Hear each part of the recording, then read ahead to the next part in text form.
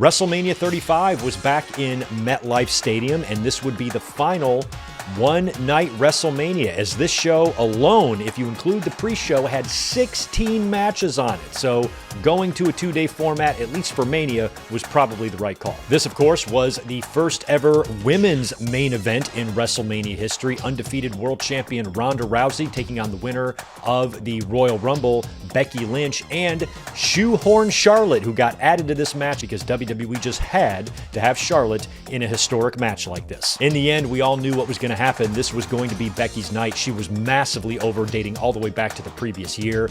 This was going to be her moment, and she won in kind of an underwhelming finish, but the moment of it, I think, kind of overshadowed where the match lacked. You've got to go all the way back to the opener of this show to get your Universal title match, and that's where Brock Lesnar defended against Seth Rollins. Seth came out and put down the beast in the opener to win the Universal Championship, and then would do it again at SummerSlam. Seth had Brock's number. Who can forget Kofi Mania? I really liked that it was Daniel Bryan doing the honors here for Kofi, since Bryan kind of won the championship in a similar way, gaining so much support from the audience. Kofi Kingston had that going into this. Very emotional for a black wrestler to win a world championship on that stage. That moment behind the scenes with MVP and Shad Gaspard and everybody just kind of sharing in the moment was really, really special. Endlessly happy for Kofi here. Roman Reigns was able to return from his leukemia hiatus a little bit earlier than expected to make WrestleMania. They gave him a one-on-one match here against Drew McIntyre.